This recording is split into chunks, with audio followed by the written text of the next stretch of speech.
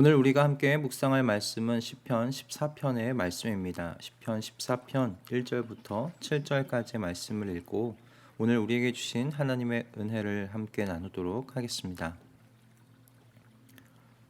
어리석은 사람은 마음속으로 하나님이 없다 하는구나. 그들은 한결같이 썩어서 더러우니 바른 일을 하는 사람이 아무도 없구나. 주님께서는 하늘에서 사람을 굽어보시면서 지혜로운 사람이 있는지 하나님을 찾는 사람이 있는지를 살펴보신다. 너희 모두는 다른 길로 빗나가서 하나같이 썩었으니 착한 일을 하는 사람이 하나도 없구나. 죄악을 행하는 자는 다 무지한 자냐? 그들이 밥 먹듯이 내 백성을 먹으면서 나 주를 부르지 않는구나. 하나님이 의인의 편이시니 행악자가 크게 두려워한다. 행악자는 가난한 사람의 계획을 늘 좌절시키지만 주님은 가난한 사람을 보호하신다. 하나님, 시온에서 나오셔서 이스라엘을 구원하여 주십시오. 주님께서 당신의 백성을 그들의 땅으로 되돌려 보내실 때에 야곱은 기뻐하고 이스라엘은 즐거워할 것이다. 아멘.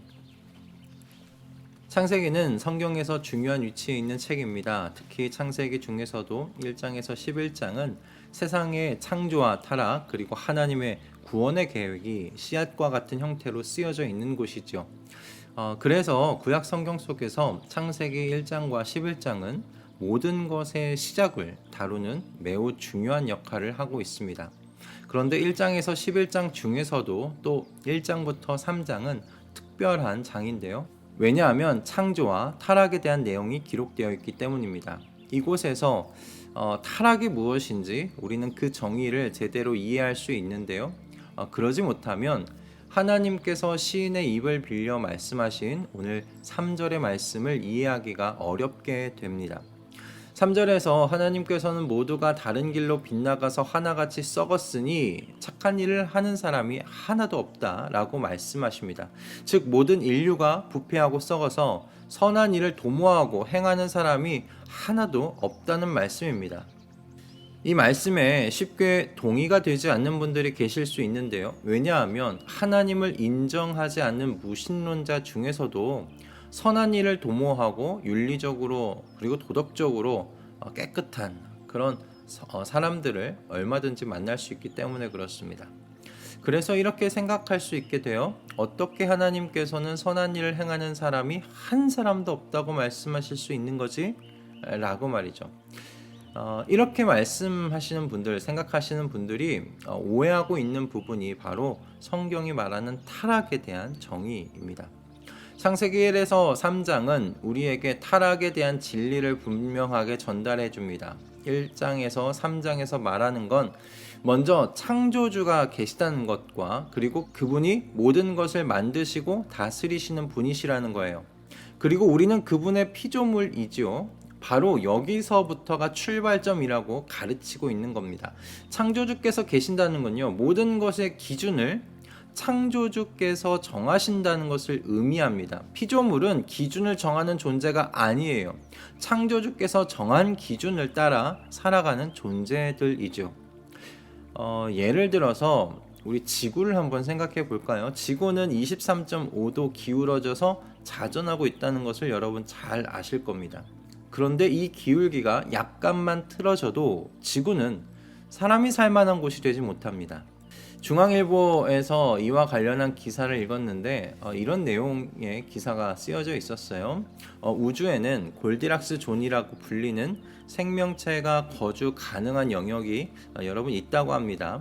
이 말은 너무 차갑지도 않고요, 너무 뜨겁지도 않아서 생명체들이 살아가기에 적합한 그런 환경을 지닌 지대를 뜻하는 건데요.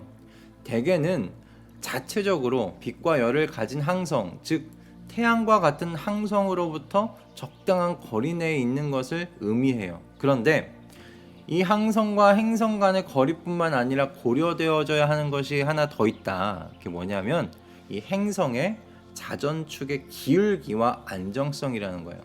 그래서 생명체 거주 가능 영역을 찾는 일이요, 매우 어렵다. 지금 그런 기사를 본 적이 있습니다. 그리고 이런 의미에서 볼 때 그 기사에서 이야기하는 건 이거예요. 지구는 우주 속에서도 특별한 존재라고 이 기자가 이야기합니다.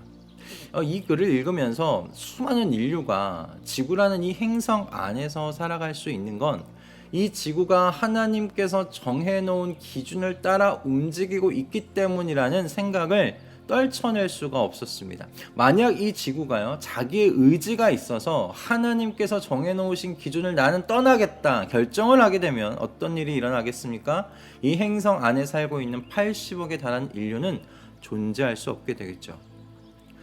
그런데 하나님께서 창조한 피조물 중에 오직 한 피조물만이 하나님께서 정해놓으신 기준을 떠나버렸어요. 바로 하나님께서 자유의지를 주신 사람입니다.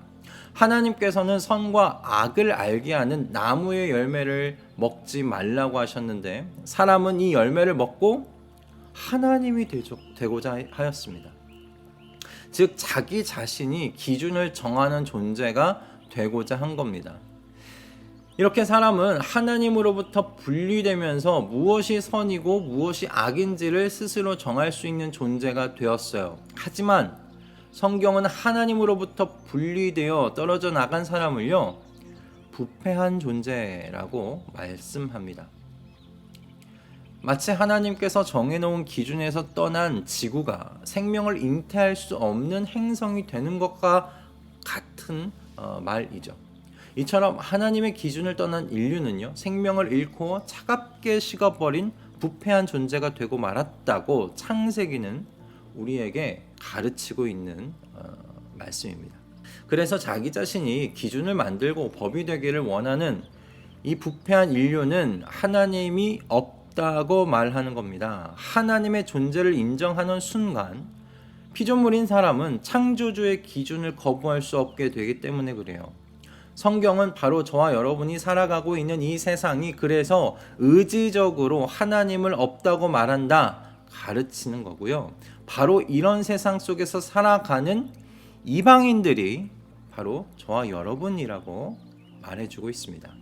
그래서 예수님께서는 하나님의 백성을 향한 세상의 비웃음과 모욕과 압제를 이상한 일 당하는 것처럼 여기지 말라고 말씀하십니다.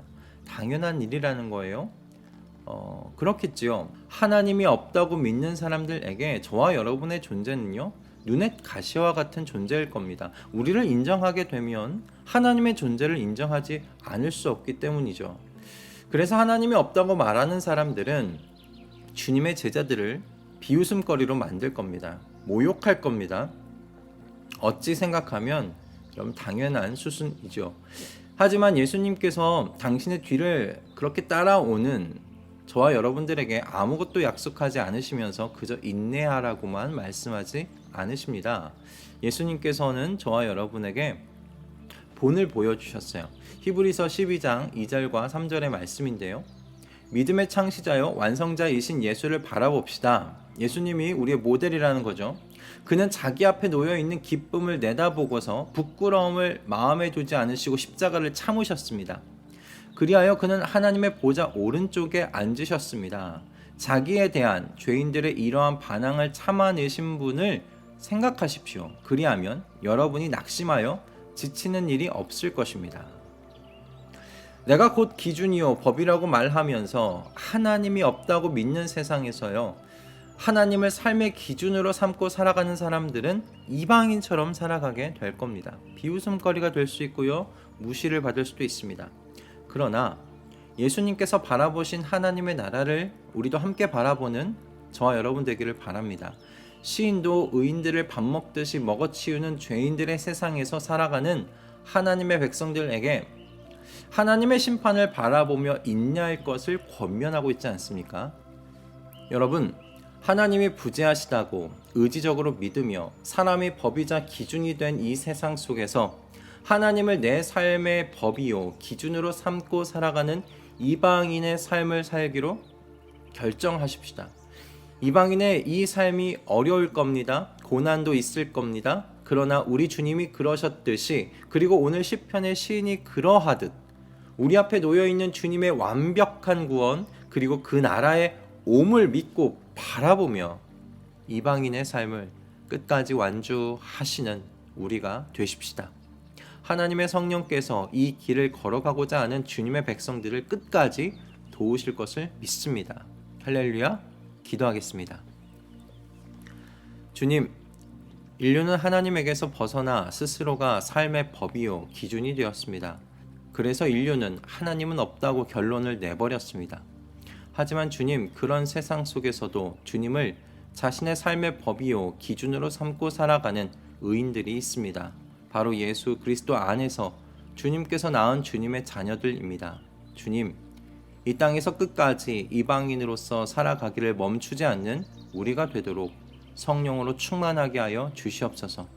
하나님을 탐구하고 찾는 이가 없는 이 세상 속에서 우리는 매일매일 주의 말씀 안에서 주님의 흔적을 찾고 주님의 마음을 길러내고자 하오니 우리의 눈과 마음을 열어 주시사 말씀 속에서 주님의 영광을 보게 하여 주시옵소서. 오늘도 말씀 앞에서 하루를 시작하게 하여 주신 것에 감사드리오며 우리 주 예수 그리스도의 이름으로 기도드립니다. 아멘.